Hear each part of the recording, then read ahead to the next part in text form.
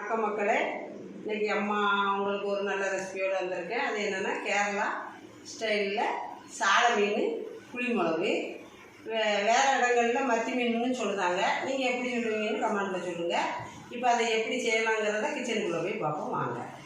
இப்போ கேரளா புளிமிளகு செய்யறதுக்கு என்ன பொருளுங்கிறத பார்த்துருவோம். காய்கறியில் சாலை மீன் க்ளீன் பண்ணி வச்சுருக்கேன். 2 தக்காளி, சின்ன சைஸ் தக்காளியை க்ளீன் பண்ணி வெட்டி வச்சுருக்கேன். 50 கிராம் பொடி வெங்காயம் நல்லா க்ளீன் பண்ணி வெட்டி வச்சுருக்கு. பெரிய வெங்காயம் ஒரு வெங்காயம் வெட்டி வச்சுருக்கு. இஞ்சி பூண்டு பேஸ்ட்டு 1 டீஸ்பூன், மல்லிக்கீரை ஒரு குத்து, கருவேப்பிலை ஒரு குத்து, 3 பச்சை மிளகா கீரி வச்சுக்கணும், 1/2 டீஸ்பூன் சோம்பு, 1/2 டீஸ்பூன் சீரகம், 1 டீஸ்பூன் வெந்தயம், மல்லிப்பொடி 3 டீஸ்பூன், ஒரு 1/2 டீஸ்பூனு மஞ்சள்தூள், காஷ்மீர் பொடி 1 டீஸ்பூன், வத்தல் பொடி 1 டீஸ்பூன், ஒரு சின்ன எலுமிச்சம்பழம் அளவு புளி, தேவையான அளவு உப்பு, கடுகு, தேங்காய் எண்ணெய். இதில் தான் தாளிக்கணும். இப்போ அடுப்பு ஆன் பண்ணி சட்டி வைக்க போகிறேன். எப்படி பண்ணணுங்கிறத பார்ப்போம். இதை மண் சட்டி தான் வைக்கணும், அப்போ தான் நல்லா டேஸ்ட்டாக இருக்கும்.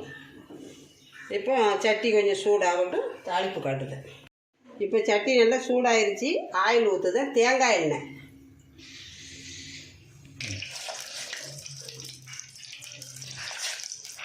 எண்ணெய் சூடாகிட்டு கடுகு 1 டீஸ்பூன் போட்டு,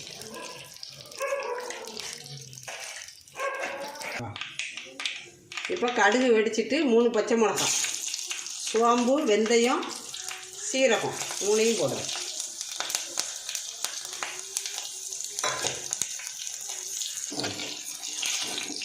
இப்போ வெங்காயம் போடுறேன். பொடி வெங்காயம், பரு வெங்காயம் எல்லாம் சேர்த்து போட்டு நம்ம வசப்போம்.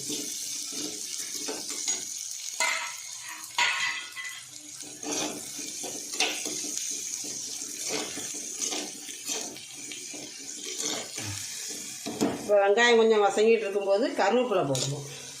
கருவேப்பிலை போட்டுட்டு தக்காளியும் அதோட போடுவோம். இப்போ இது வசங்கிறதுக்காக கொஞ்சம் உப்பு போட்டால் சீக்கிரம் வசங்கிடும். தேவையான அளவு உப்பு போட்டுக்கலாம்.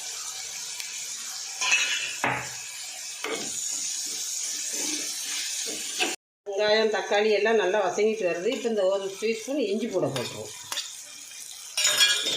இதை ஒரு வசக்கிட்டு பொடியை போட்டுருவோம்.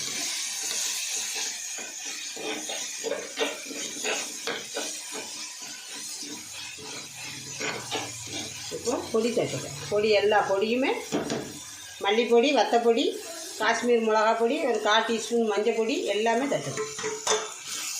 நல்லா வசக்கும், கலர் மாறும். இப்போ பொடியெல்லாம் நல்லா கொஞ்சம் கலர் மாதிரி வருது. இப்போ புளி கரைச்சி வடிகட்டி வச்சுருக்கேன், அதை ஊற்றுறேன்.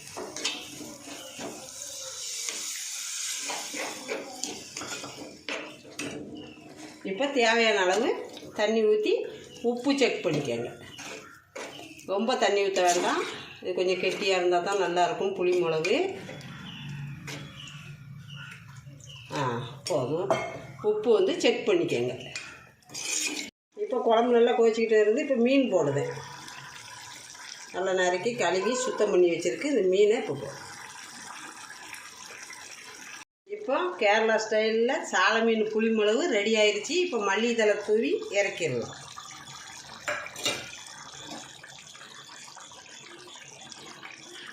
இப்போ சாலை மீன் புளிமிளகு ரெடி பண்ணிட்டேன். எப்படி இருக்குங்கிறத செஞ்சு சாப்பிட்டு பார்த்துட்டு கமெண்ட்டில் சொல்லுங்கள். பிடிச்சிருந்தா லைக் பண்ணுங்கள், ஷேர் பண்ணுங்கள், கமெண்ட் பண்ணுங்கள். அம்மா சேனலை சப்ஸ்கிரைப் பண்ணுங்கள். நாளை இன்னொரு நல்ல ரெசிபியோடு என் பிள்ளைகளை சந்திக்கிறேன். நன்றி, வணக்கம்.